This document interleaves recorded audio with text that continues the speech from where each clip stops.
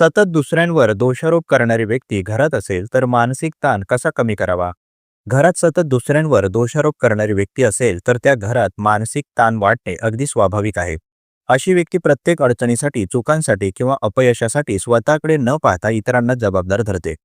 मानसशास्त्रीय संशोधनानुसार दोषारोप करणारी सवय ही फक्त वागणुकीची समस्या नसून ती व्यक्तीची आतली भीती, असुरक्षितता आणि कमी आत्ममूल्य भावनेतून निर्माण झालेली असते. पण हे समजून घेत असतानाही रोजच्या जगण्यात त्याचा ताण सहन करणे खूप कठीण जाते. त्यामुळे अशा परिस्थितीत स्वतःचा मानसिक ताण कसा कमी करायचा हे शिकणं खूप महत्त्वाचं आहे. मानसशास्त्रात ब्लेम शिफ्टिंग किंवा दोष दुसऱ्यावर ढकलणे ही एक संरक्षणात्मक यंत्रणा मानली जाते. जेव्हा एखाद्या व्यक्तीला स्वतःची चूक मान्य करणं जड जातं, तेव्हा ती स्वतःचं आत्मभान वाचवण्यासाठी इतरांवर आरोप करते. संशोधन सांगतं की अशा व्यक्तींमध्ये चिंता, अपराधीपणाची भीती आणि नियंत्रण गमावण्याची भीती जास्त असते. घरातली ही व्यक्ती नकळत स्वतःचा ताण कमी करण्यासाठी इतरांवर ताण टाकत असते. पहिली महत्त्वाची गोष्ट म्हणजे प्रत्येक आरोप वैयक्तिकरित्या घेणं थांबवणं. दोषारोप करणारी व्यक्ती जे बोलते ते तुमच्या किमतीबद्दल नसून तिच्या आतल्या अस्वस्थतेबद्दल असतं. मानसशास्त्रीय अभ्यासानुसार सतत टीका ऐकणारी व्यक्ती जर प्रत्येक शब्द मनावर घेत राहिली तर तिचा आत्मविश्वास कमी होतो आणि दीर्घकालीन ताण वाढतो. त्यामुळे हे माझ्यामुळेच आहे अशी भावना लगेच स्वीकारण्याऐवजी हे तिच्या किंवा त्याच्या मनस्थितीचं प्रतिबिंब आहे असा विचार करण्याचा सराव करायला हवा. दुसरी गोष्ट म्हणजे भावनिक सीमा ठरवणं. घरात राहूनही मानसिकदृष्ट्या थोडं अंतर ठेवणं आवश्यक असतं. याचा अर्थ दुर्लक्ष करणं नव्हे तर प्रत्येक वाद ओढून न घेणं.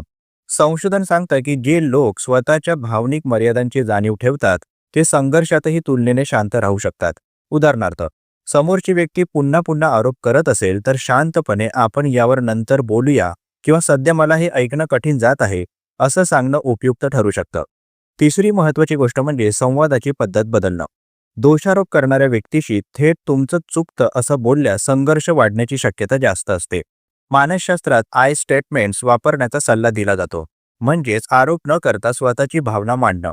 उदाहरणार्थ, तुम्ही नेहमी माझ्यावर दोष ठेवता असं म्हणण्याऐवजी असं बोललं की मला खूप ताण येतो असं सांगणं. संशोधनानुसार अशा पद्धतीने बोलल्यास समोरची व्यक्ती बचावात्मक होण्याऐवजी थोडी तरी ऐकण्याची शक्यता वाढते. चौथी गोष्ट म्हणजे स्वतःसाठी सुरक्षित जागा तयार करणं. सतत नकारात्मक वातावरणात राहिल्याने मेंदू कायम तणावाच्या स्थितीत राहतो. त्यामुळे स्वतःसाठी मानसिक विश्रांती देणाऱ्या गोष्टी शोधणं गरजेचं आहे. काही लोकांसाठी वाचन, चालणं, ध्यान, संगीत ऐकणं किंवा एखाद्या विश्वासू मित्राशी बोलणं उपयोगी ठरतं. संशोधन सांगतं की रोज थोडा वेळ स्वतःसाठी दिल्यास ताणतणावाचे हार्मोन्स कमी होतात आणि भावनिक संतुलन सुधारतं.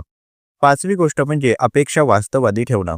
दोषारोप करणारी व्यक्ती लगेच बदलणार नाही हे स्वीकारणं खूप महत्त्वाचं आहे. अनेक वेळा आपण समोरच्याने समजून घ्यावं, माफी मागावी किंवा बदलावं अशी अपेक्षा ठेवतो. पण जेव्हा ती अपेक्षा पूर्ण होत नाही तेव्हा निराशा वाढते. मानसशास्त्रानुसार आपण ज्या गोष्टी आपल्या नियंत्रणात नाहीत त्याबद्दल अपेक्षा कमी ठेवल्या तर मानसिक ताण आपोआप कमी होतो. सहावी गोष्ट म्हणजे गरज भासल्यास बाहेरची मदत घेणं. घरात सतत दोषारोप, अपमान किंवा मानसिक छळ होत असेल तर समुपदेशक किंवा मानसोपचार तज्ज्ञाची मदत घेणं कमजोरी नसून शहाणपणाचं लक्षण आहे. संशोधन स्पष्ट सांगतं की दीर्घकाळ मानसिक ताण सहन केल्यास चिंता, नैराश्य आणि शारीरिक आजार होण्याचा धोका वाढतो. वेळेवर मदत घेतल्यास स्वतःचं मानसिक आरोग्य वाचवता येतं. शेवटी स्वतःला सतत आठवण करून देणं गरजेचं आहे की प्रत्येक घरातल्या समस्यांची जबाबदारी एकट्याची नसते. दोषारोप करणारी व्यक्ती घरात असेल तर तुम्ही स्वतःला दोष मानत राहणं आवश्यक नाही. स्वतःच्या भावना ओळखणं, स्वतःचा आदर करणं आणि स्वतःच्या मानसिक आरोग्याला प्राधान्य देणं हाच अशा परिस्थितीत ताण कमी करण्याचा सर्वात प्रभावी मार्ग आहे. अशा छोट्या पण जाणीवपूर्वक पावलांनी कठीण वातावरणातही स्वतःला सावरून ठेवणं नक्कीच शक्य आहे. प्रस्तुत मानसशास्त्रीय लेख तुम्हाला कसा वाटला जरूर कळवा. तुमची प्रतिक्रिया आमच्यासाठी महत्त्वाची आहे. तुम्ही सुद्धा कमेंट बॉक्समध्ये एखादा विषय लेखनासाठी सुचवू शकता. त्यावर लवकरात लवकर आम्ही व्हिडिओ प्रकाशित करण्याचा प्रयत्न करू. तसेच हा उपयोगी व्हिडिओ उपयोगी लोकांना जास्तीत जास्त शेअर करा. मानसशास्त्र संबंधित अशाच नवनवीन माहितीसाठी आम्हाला फॉलो करायला विसरू नका आणि आपल्या अधिकृत व्हॉट्सॲप चॅनलमध्ये सहभागी होण्यासाठी 9137300929 या क्रमांकावर व्हॉट्सॲप करा. तेथे लगेचच तुम्हाला व्हॉट्सॲप चॅनलची लिंक मिळेल. मानसिक समस्येवर गोळ्या घेण्यापेक्षा अधिकृत मदत घ्या. त्यासाठी वर दिलेल्या क्रमांकावर फोन किंवा व्हॉट्सॲप करू शकता. लवकरच एका नवीन विषयासोबत इथेच भेटूया. तूर्तास धन्यवाद.